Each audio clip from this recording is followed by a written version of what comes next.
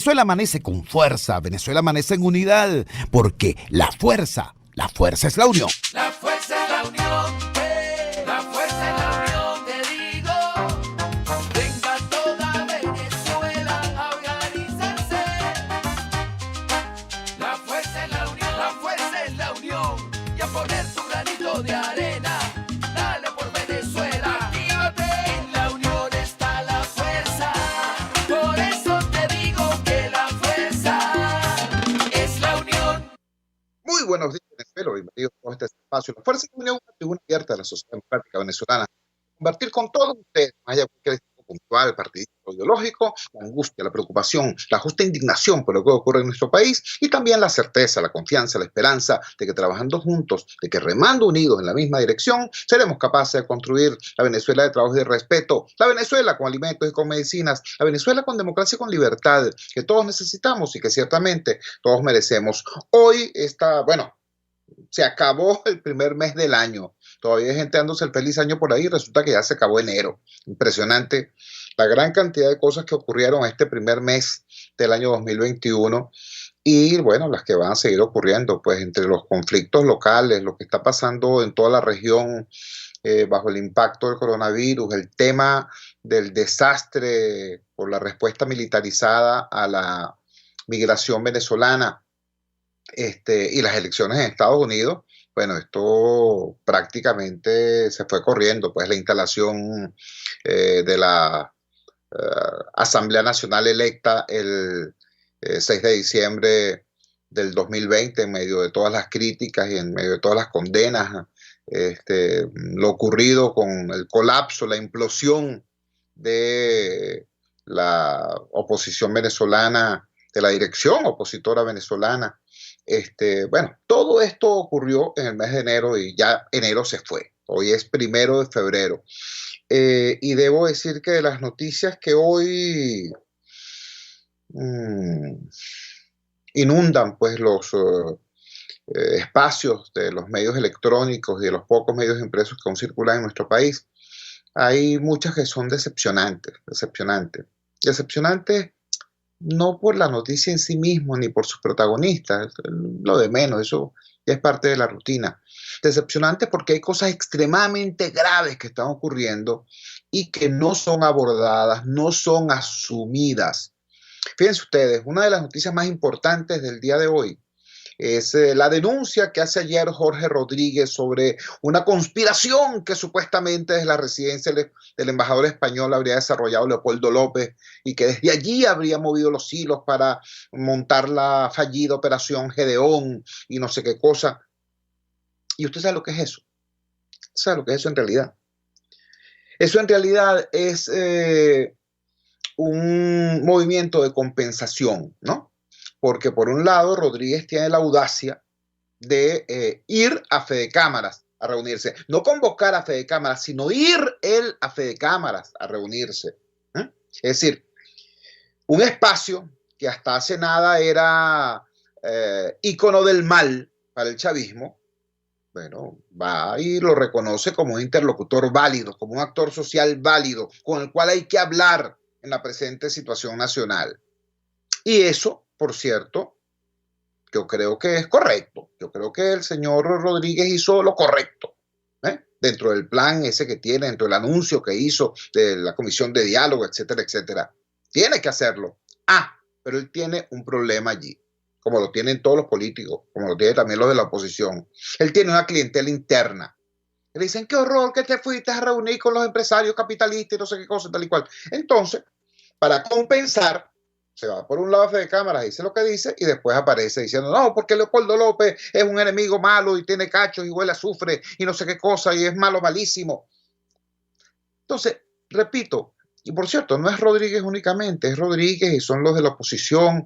En la oposición saben que pusieron la torta, la dirección política opositora del llamado G4, saben que pusieron la torta, saben que se quedaron en el aire, saben que al no asistir a las elecciones del pasado 6 de diciembre quedaron fuera de los escenarios políticos reales del país. Los que decidieron no asistir y los que decidieron asistir lo hicieron de una manera tal, ¿no? Convalidando un sistema electoral tan perverso que, bueno, apenas lograron meter 20 diputados en una asamblea de 277, imagínate tú. Es decir, todos se equivocaron, los que fueron y los que no fueron, por distintas razones, ¿no? Pero en vez de estarle diciendo al país con claridad, mira, vale, la vía insurreccional fracasó. Y la manera como abordamos la electoral también fue un error. Aquí hay que hacer una discusión más profunda sobre cuáles son los objetivos, cuáles son las estrategias, cuáles son las tácticas. Y hay que buscar un liderazgo que dé pie con bola, porque efectivamente esto que se ha hecho en los últimos 5 años ha sido votar la oportunidad que logramos en el 2015. Bueno, en vez de eso, bueno, están en lo que están, pues, jugando al cuide, esperando a ver qué es lo que termina de ocurrir con Biden y cuál es la línea que se define desde la nueva administración en la Casa Blanca y cómo se recompone eso con la Unión Europea para entonces salir a decir, bueno, es que nosotros siempre pensamos tal cosa. Mientras los políticos del gobierno están en esa operación de compensación de cosas conservadoras con cosas supuestamente audaces, y mientras la dirección política formal de la oposición está también, repito, jugando al cuide, mientras eso está ocurriendo, hermanos, lo que está pasando en este país es de una gravedad inconmensurable. Nosotros, desgraciadamente, nos hemos ido acostumbrando al paisaje caótico. Un día estamos caminando por la universidad y se cayó un pasillo frente a Tierra de Nadie, bueno, se cayó, ¿no? Que estamos pasando por la autopista Francisco Fajardo, se cae la pasarela frente a San Agustín, bueno, se cayó. O sea, el país se está cayendo a pedazos y ya no nos damos cuenta porque hemos normalizado la catástrofe. Pero si eso es así, yo les pido, les ruego que por lo menos veamos hacia lo que está ocurriendo en el continente con nuestros compatriotas. La muchachita violada en Buenos Aires, los niños presos en Trinidad, los venezolanos en huelga de hambre en Curazao, no son excepciones, forman parte de un patrón. La respuesta internacional al drama migratorio venezolano dejó de ser diplomática y de discurso y pasó a ser policial y militar. Las lanchas artilladas en el Arauca, los carros de combate en la frontera de Perú con Ecuador, eso no son exabruptos puntuales. Esa es la respuesta de esos países ante el drama migratorio venezolano, en una situación en la que, por un lado, ellos están en un drama sanitario brutal por el tema del COVID-19 y en una recesión económica muy profunda, producto también de esa misma situación. Entonces, ¿qué es lo que dicen? Mira, en el caso de Perú, más de medio Perú está en cuarentena estricta, está en aislamiento total. Y dirán ellos, bueno, y además vamos a permitir que se nos metan centenares de personas diariamente que además vienen sin recursos, personas que hay que asistir, que hay que atender. La respuesta que dan es una respuesta, repito, militar, con la cual yo estoy en profundo desacuerdo y la he denunciado. El tema migratorio es un tema económico y es un tema social y es un tema político. No puede tener respuestas administrativas, no puede tener respuestas simplemente policiales o militares, pero las está teniendo. Y esa cosa brutal que está ocurriendo allí, va a tener un impacto duro aquí adentro, en nuestras casas, en nuestras comunidades, en nuestras familias. Porque al cerrarse la válvula de escape de la migración, lo que viene es un incremento de la conflictividad interna. Por eso, la necesidad tremenda de que los ciudadanos le exijamos a nuestros políticos que no sigan perdiendo tiempo en necedades, que terminen de entender que estamos ante una situación extraordinaria y que seguir actuando ordinariamente, como lo están haciendo, es más que una estupidez, es un crimen. Vamos a la siguiente pausa comercial y ya regresamos con muchísimo más de La Fuerza. La fuerza es la unión. Usted escucha Unidad, la fuerza es la unión, con Chuo Torrealba por RCR 750 AM.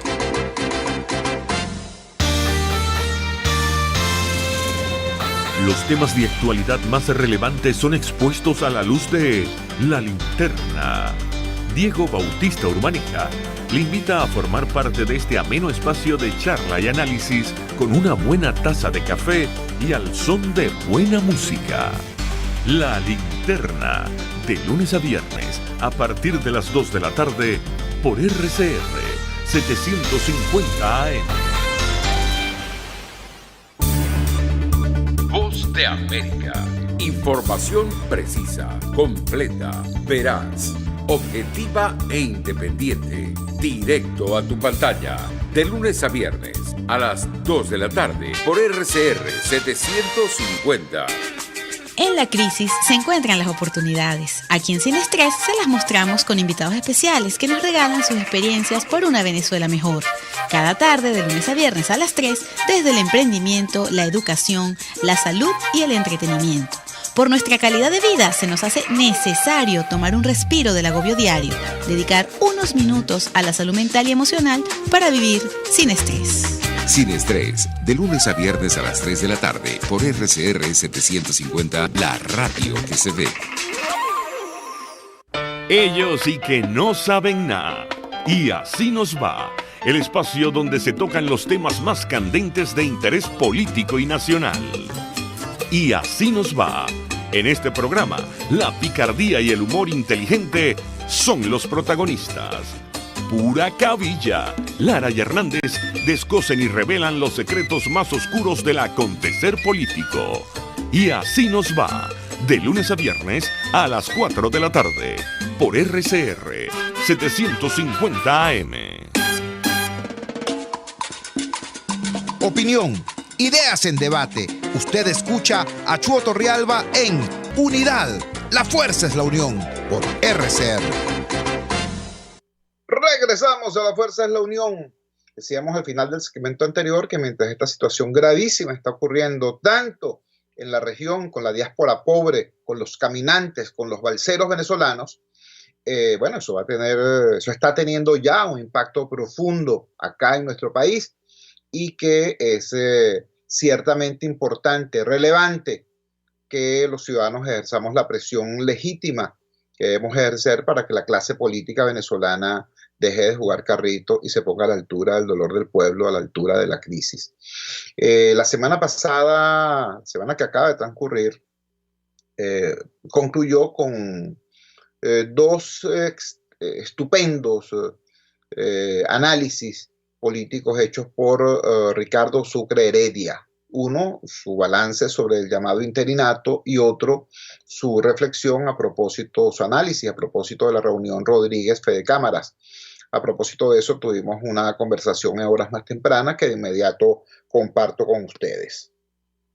Vamos a conversar de inmediato con Ricardo Sucre Heredia. Ricardo Sucre Heredia es un invitado frecuente a este programa porque sus opiniones ecuánimes, sobrias, pero agudas, nos ayudan a ubicarnos ante el difícil panorama político venezolano. La semana que acaba de transcurrir estuvo signada por dos planteamientos muy importantes que hizo Ricardo Sucre Heredia.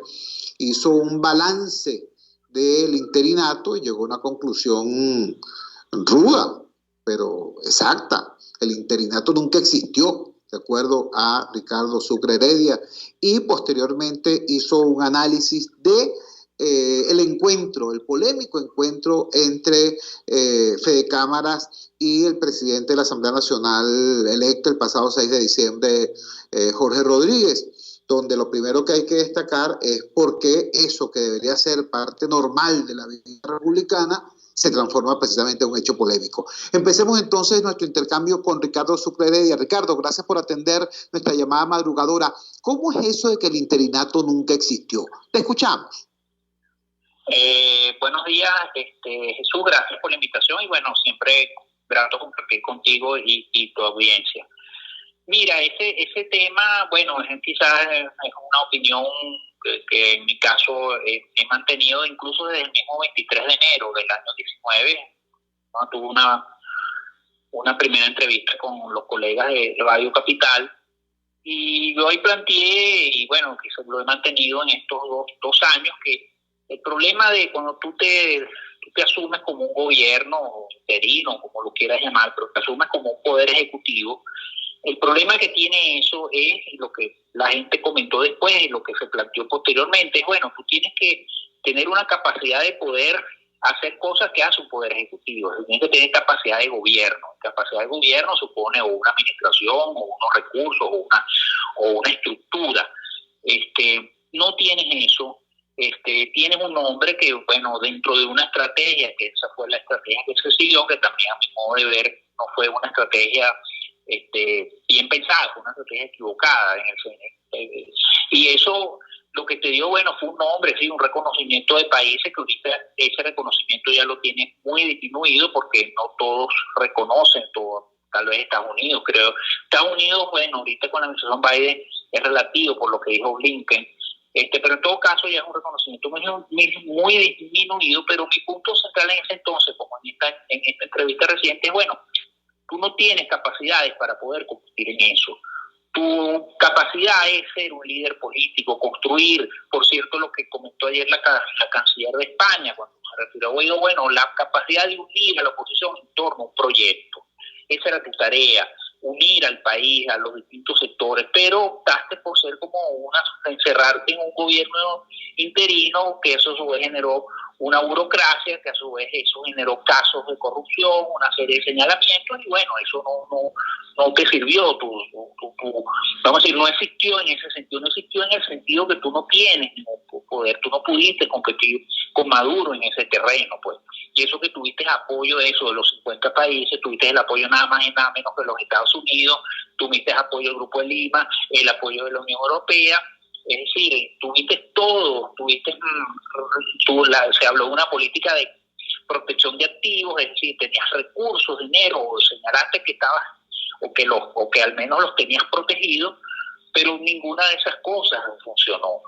No funcionó, vamos a decir, hay un juicio en el banco, en la justicia inglesa por el tema del oro, pero también recuerdo la nota que hace una semana también el gobierno de Paraguay con el tema de la deuda, y quizás eso es la mejor evidencia que no existió en el sentido, vamos a decir, material, simbólicamente, para quienes escribieron en eso, pero material no, que el ministro, no recuerdo qué ministro Uruguay, pero a propósito del tema de la propuesta de quitar deuda, el ministro dijo, bueno, eso no se puede concretar porque este gobierno o esta figura no tiene cualidad jurídica, que ni siquiera los aliados como Paraguay se atrevieron a dar un paso de firmar un convenio de reducción de deuda porque eso no se iba a materializar. Entonces, ese es el punto, no tenías los elementos para competir en ese terreno con Maduro, ¿sí? Para el poder dual que tanto se existió simbólicamente, sí, bueno, los países, pero en los términos materiales eso no existió. Estamos conversando con Ricardo Sucre Heredia, politólogo, psicólogo social, comunicador social, y la pregunta es inevitable. ¿Por qué, en tu opinión, se opta por competir en el terreno que no se podía competir? Es decir, ¿por qué se pretende ser gobierno cuando no se tienen las palancas del poder en la mano y se renuncia a ser la expresión política de una gigantesca oposición social? Hay un porcentaje demasiado elevado del país que critica la gestión de Maduro, está compuesto por toda la oposición, por todos los ninis y por buena parte del chavismo. Esa oposición social no encontró en ese liderazgo, en el liderazgo del G4, en el liderazgo de Guaidó, un canal político de expresión. ¿Cómo se opta por un camino tan estéril como el del gobierno interino, a tu juicio, y se desprecia lo que era un capital social inmenso? ¿Cómo se explica eso? Mira, yo lo explico por también el diseño de la estrategia en sus fundamentos, ¿no? Hay que recordar que la oposición adoptó, creo que fue muy patente luego de que tuviera la victoria en la Asamblea Nacional del 2015, posterior a eso, a ese resultado y bueno, y ese logro, vamos a decir, de la oposición. Yo siento, aunque venía antes, pero bueno, yo siento que esa idea estaba allí, pero para ese entonces creo que se privilegiaba todavía, bueno, la idea de una lucha social, de construir fuerza, el tema electoral, pero eso creo que se pierde después de esa fecha. Y toma fuerza, bueno, su diseño que es la estrategia del quiebre, la presión. Entonces yo creo que la lógica para tomar ese camino fue, bueno, mira, vamos a crear un gobierno dual, o un gobierno, vamos a poner interino. Ese gobierno va a tener apoyo, sobre todo de los Estados Unidos. Eso combinado con sanciones, eso va a producir una crisis en el gobierno de Maduro. Creo que ahí, vamos a decir, los quienes pensaron esa estrategia calcularon dos cosas que no se dieron y que yo creo que tampoco se iban a dar. La primera es que el chavismo, voy a utilizar como una expresión coloquial, el chavismo iba a vender a Maduro, pues, porque esa era la idea. El chavismo con la presión no va a aguantar o se va a asustar, van a vender a Maduro y los militares se van a quebrar. Entonces ahí se va a producir la crisis y ahí se produce la transición y ahí se produce el gobierno interino, que en teoría entonces te iba a llevar a un tiempo de, bueno, no sé, de arreglo, de acomodo y después las elecciones. Entonces creo que tomaron ese camino, no el camino que tú dices, que era efectivamente el camino de modo de ver, que fue el camino que abrió la elección del 2015, y que era el camino que efectivamente tú tenías un respaldo importantísimo que se manifestó en ese parlamento, y lo ideal era eso, pues abrirte como el gran país, construirte como el vocero de ese gran país, pero optaste por un camino que tu cálculo y tu diseño, bueno, fue malo y no produjo lo que esperabas. El resultado era que toda esa presión iba a producir un quiebre. Bueno, y Maduro, los chavistas o el chavismo lo iba a vender, pues iban a salir de él para salvarse. Entonces, bueno, no pasó eso y por supuesto tampoco los militares se quebraron. Entonces optaron por ese camino creyendo que eso iba a producir la crisis y no ocurrió, y no creo que eso le iba a producir. O sea, no creo, fue un diseño, pero es que tampoco iba a ocurrir en los hechos, ¿no? Entonces, por eso tomaron ese camino, pienso yo. Sí, yo coincido y suscribo tu análisis, tus conclusiones. Además, después de toda esa situación en lo interno, la derrota de Trump le quita la alfombra bajo los pies a todo ese planteamiento y lo deja prácticamente en el aire. Ahora bien, ya eso es historia pasada, ha transcurrido ya el mes de enero del 2021 y parece que estuviéramos en octubre o en noviembre, ¿no? Por de tantas cosas que han ocurrido. Una de las más relevantes es el reciente encuentro entre Fede Cámaras y Jorge Rodríguez, que es presidente de la Asamblea Nacional electa en medio de tantas críticas el pasado 6 de diciembre y que es un representante político del gobierno, quizás el más caracterizado. Tú has hablado de eso como un paso hacia el establecimiento de relaciones adultas en un país que está acostumbrado más bien a pataletas y malcriadeces. ¿Cómo es eso? Danos tu lectura de esta reunión ciertamente relevante. Sí, fíjate, la idea es, Jesús, y bueno, y tu audiencia, la idea es, o sea, ocurrió la reunión, bueno, un poco más, las reacciones más o menos estándar, bueno, eso es más de lo mismo, no va a pasar nada, etcétera. Bueno, sí, yo no niego que eso pueda ocurrir, porque nuestra experiencia efectivamente es eso, pero dije, bueno, déjame ver otro ángulo.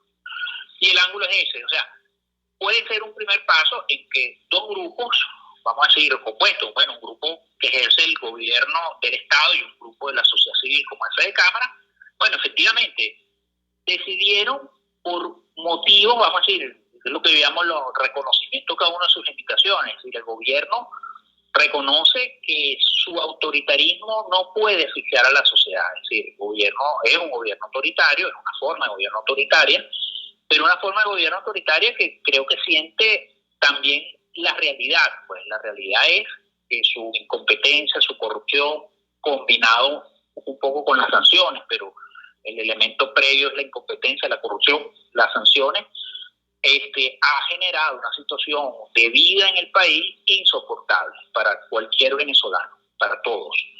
Creo que el gobierno está consciente que si quiere permanecer en el poder, por supuesto, eso supone revisar toda esa propuesta. Entonces, creo que el gobierno reconoce, bueno, yo tengo que dejar respirar a la sociedad. Bueno, que la sociedad produzca, que la sociedad haga, que la sociedad se mueva. Yo un poco lo viene haciendo, bueno, el tema de la organización, esa especie de quitar controles, pero al ir a Fede Cámara reconoce, va al gremio empresarial por excelencia venezolano, bueno, yo creo que es eso reconocimiento.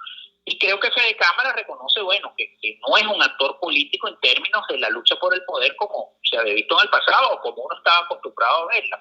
Creo que Fede Cámara como un factor de poder, no como dijo su presidente Ricardo Cusano, bueno, nosotros sí somos un brazo político, pero para influenciarnos, para ejercer el poder, y bueno, patente en el 2002, pues donde Fede Cámara fue el protagonista. Entonces, cuando me refiero a relación adulta es que ninguno de los dos va a renunciar a sus puntos de vista. Es decir, el gobierno va a decir, bueno, yo de Fede Cámara, caramba, yo voy a renunciar ahora a la hegemonía, yo voy a renunciar a mi manera de ser autoritaria, y bueno, y Fede Cámara, por supuesto, después decía, caramba, vino el gobierno, vino Jorge Rodríguez, yo voy a también a renunciar a mis puntos de vista, que son, bueno, libertad de empresa, de contrato, en fin, el tema de la producción.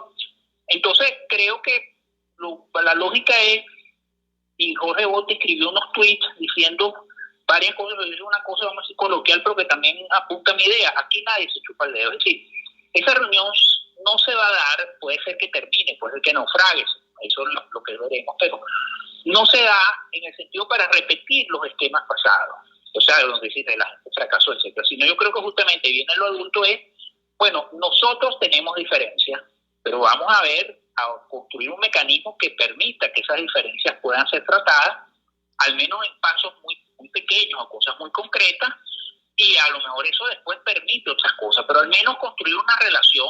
Por supuesto, la gran pregunta es que se hará la audiencia, y uno también la tiene, bueno, ¿cómo será eso en un marco de gobierno autoritario? Pero en principio, lo adulto es eso, no pataletas, no cosas, no vamos a estar toda la vida, dime tú, dime yo, porque eso es lo que justamente ha producido, entre otras cosas, donde estamos. Entonces, bueno, sí, tenemos la diferencia, vamos a construir quizás unas reglas que permitan que esas diferencias puedan tratarse entre dos grupos o dos organizaciones naturalmente opuestas o que han tenido una historia más bien de lucha existencial muy fuerte. Entonces, lo valioso para mí esa reunión es esa, porque puede indicar que a lo mejor se rompe un poco con lo que hemos venido haciendo hasta el presente, porque bueno, no ha funcionado tampoco, y deciden dar el paso, justamente porque reconocen los límites. El gobierno dice, yo no puedo aplastar a la sociedad, y Fede Cámara dice, mi rol tal vez sea influir, no buscar el poder político, porque como ya reconoce su propio presidente, bueno, nosotros no somos un actor político como tal, como es un partido. Entonces, bueno, y pudiera ser unas relaciones adultas, cada quien tiene su vamos a decir, su seguridad garantizada, entonces, bueno, podemos discutir entonces sobre lo que nos diferencia. Entonces, por eso creo que un poco esa es la lógica y por eso veo la importancia de esa reunión. Ricardo, te agradecemos inmensamente que nos hayas regalado estos minutos y sobre todo que hayas tenido el coraje cívico de definir un punto de vista y exponerlo con esa claridad didáctica con que lo haces, porque justamente en estos momentos, cuando hay tantos silencios inexplicables, tu voz es una luz importante, es un referente importante. Muchísimas gracias y buenos días. No, buenos días para ti, Jesús. Gracias a ti por la oportunidad, y bueno, yo también creo que tú cumples esa función y quizás también uno por eso también lo puede hacer. Gracias por la invitación y bueno, también por tu audiencia, muy amable. ¿Verdad? Ricardo Sucre Heredia, politólogo, psicólogo social, periodista, regalándonos su tiempo y su criterio a propósito de esta circunstancia compleja que estamos viviendo. Recuerden ustedes lo que siempre hemos compartido aquí en este espacio. Cuando la situación sea muy compleja y venga alguien a decirles, no, vale, la solución es simple, es fácil, es tal o cual, desconfíen. Ese es un vendedor de humo, ese es un demagogo. Por eso, repito, ante una situación tan compleja como esta, ubicarse en los matices, ubicarse en los entresijos, saber leer lo que está ocurriendo es fundamental. Vamos a la siguiente pausa comercial y ya regresamos con muchísimo más de La Fuerza. La fuerza es la unión. Les estamos presentando Unidad. La fuerza es la unión. Solo por RCR 750 AM.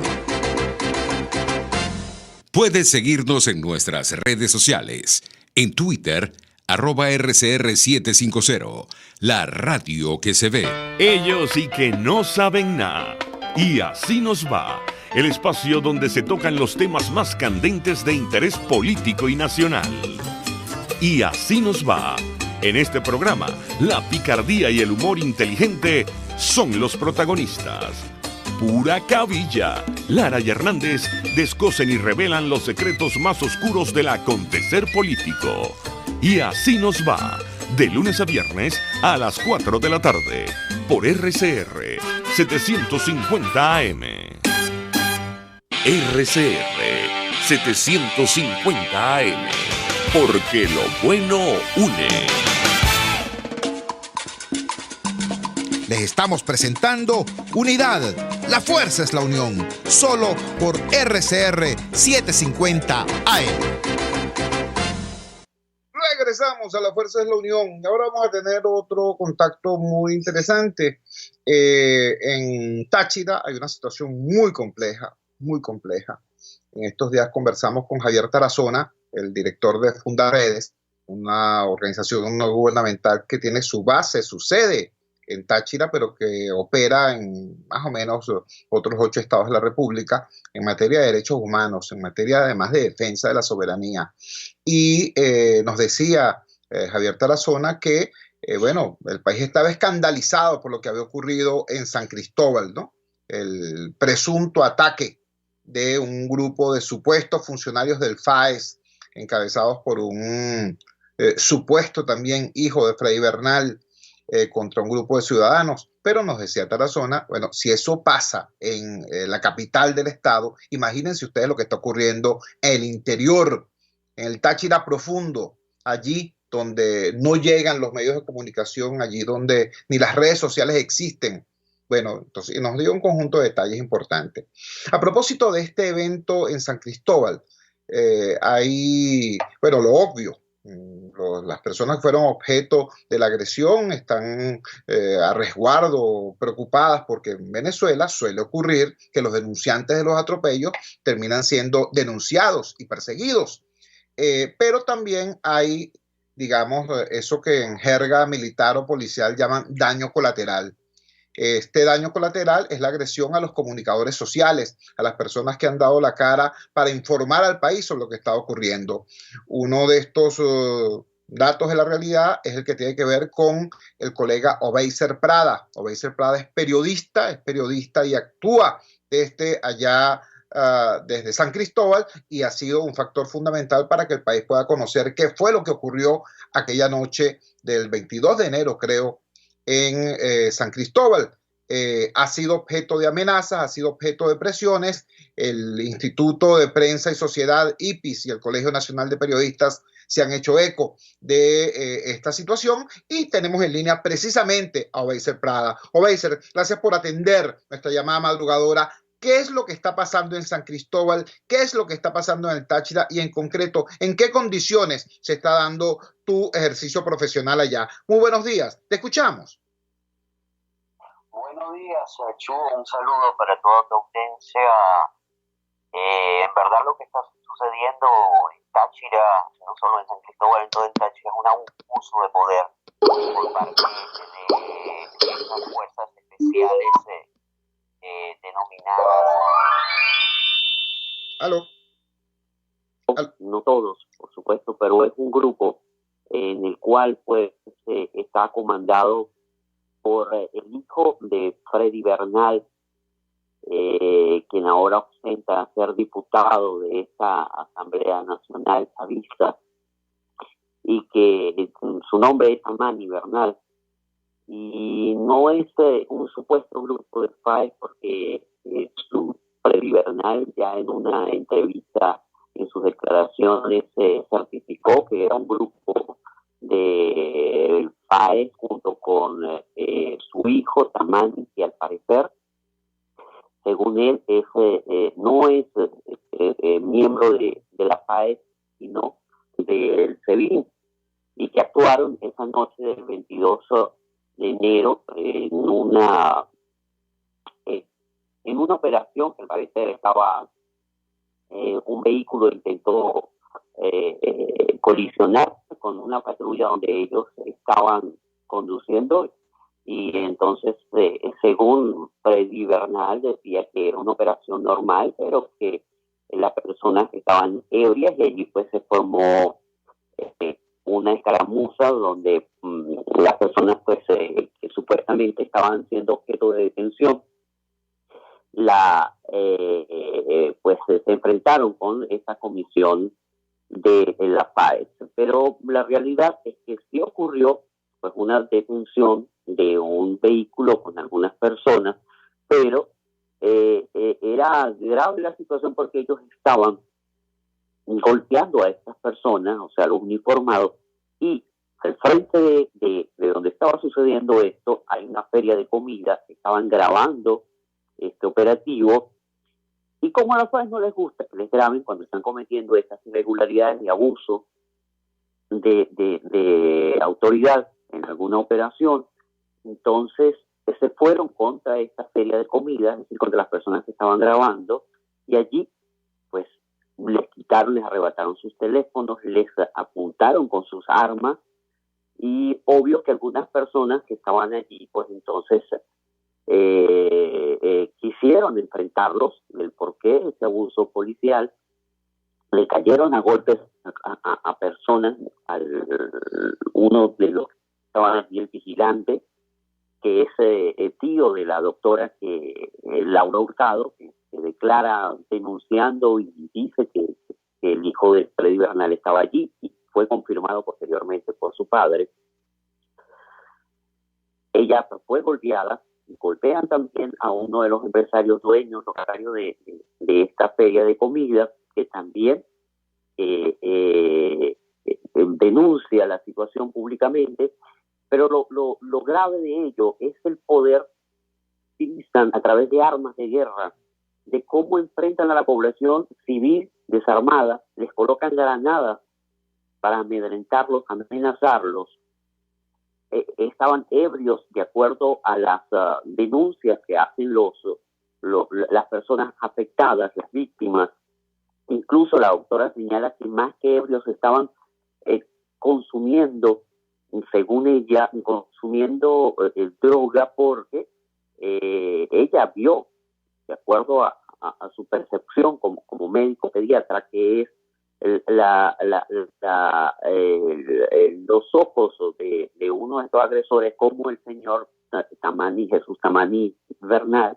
Y entonces todo esto, Jesús y audiencia, pues se presta a que estas situaciones que ocurren en la entidad por este exceso de poder de la FAES, sin que haya ninguna autoridad, sin que haya ninguna institución que regule estas operaciones, es una situación que no solamente se presenta en el estado Táchira o se presentó ese día, sino ha sido ventilado y ha sido denunciado a nivel internacional a través de la relatora de derechos humanos, quien ha señalado a la FAES autora de diferentes de donde hay desapariciones, donde hasta ahora no hay ninguna efectividad por parte de instituciones gubernamentales que sabemos que están secuestradas por el chavismo y no van a hacer absolutamente nada para intervenir a este cuerpo policial.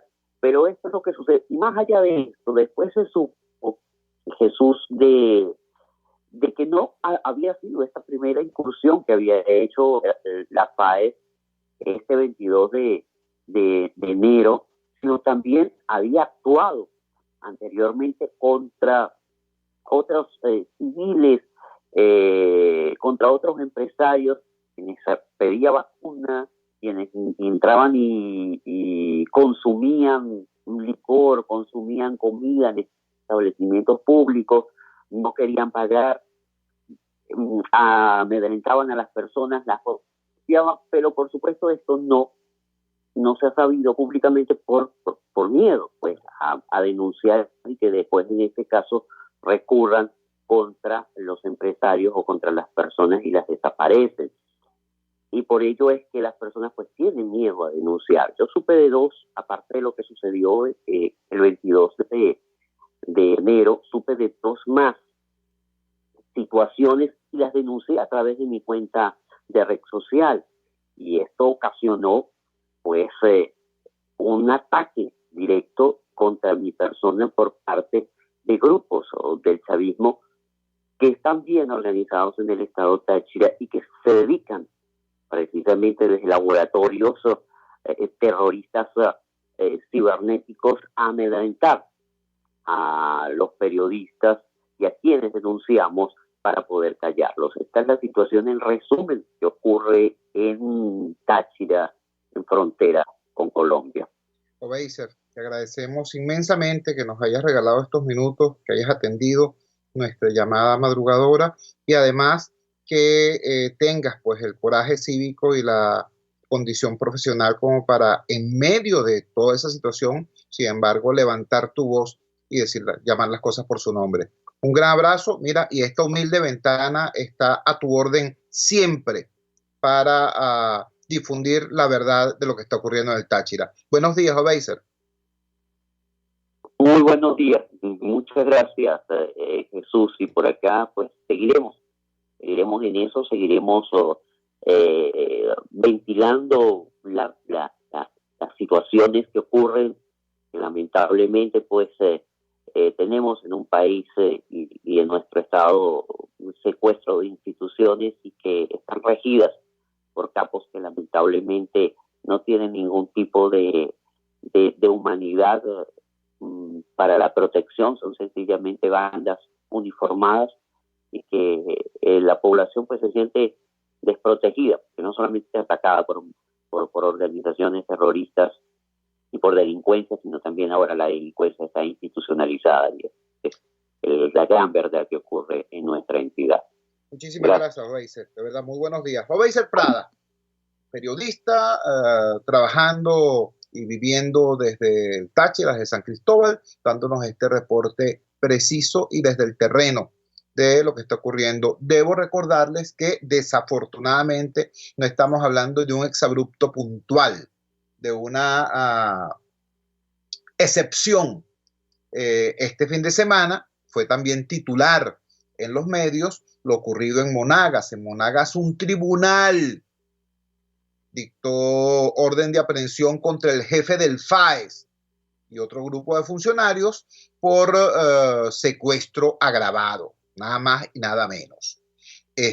Recordamos todos que en fecha reciente también se produjo una situación en la cual supuestos funcionarios del FAES fueron grabados cuando intentaban detener, secuestrar o incluso se presumía que asesinar a un productor agrícola. Se dice que incluso posiblemente asesinar porque estaban obligando a unos trabajadores de la finca a cavar una fosa mientras hacían presión sobre el ciudadano. Esas son algunas de las actuaciones de ese grupo, de ese cuerpo policial, a propósito del cual ha habido más alto nivel planetario. Alta comisionada de las Naciones Unidas para los Derechos Humanos, Michelle Bachelet, exigió la disolución de ese cuerpo tras haber comprobado su equipo la alta cantidad de ejecuciones extrajudiciales en la cual estaría implicado el FAES. Bueno, de eso nos está hablando precisamente con valentía el periodista Obeiser Prada desde San Cristóbal, estado Táchira. Vamos a la siguiente pausa comercial y ya regresamos con la recta final acá en La Fuerza es la Unión. Les estamos presentando Unidad, La Fuerza es la Unión, solo por RCR 750 AM. Puedes seguirnos en nuestras redes sociales. En Twitter, @RCR750, la radio que se ve. Antes de empezar el día, entérese de lo que acontece en el país junto a Pedro García Otero en Titulares de la Mañana. De lunes a viernes a las 6:30 de la mañana. Acompáñelo y empiece su día bien informado. Titulares de la Mañana con Pedro García Otero. Solo por RCR 750 AM. Porque lo bueno une. Amanece con la fuerza de un país que quiere cambio. Chuo Torrealba está al aire en Unidad. La Fuerza es la Unión. 482-9750 y @Chuo Torrealba por RCR. Regresamos regresamos a La Fuerza es la Unión con el tiempo justo para recordarles que en este fin de semana otro de los titulares relevantes fue el referido al informe de la revista The Economist. The Economist advirtió que más de 85 países con escasos recursos no podrán inmunizar de forma generalizada a su población por lo menos hasta el año 2023. La desgracia de esto es que entre esos 85 países que si acaso podrán vacunar a la población en el año 2083, entre esos países está el nuestro, está Venezuela. Digo esto porque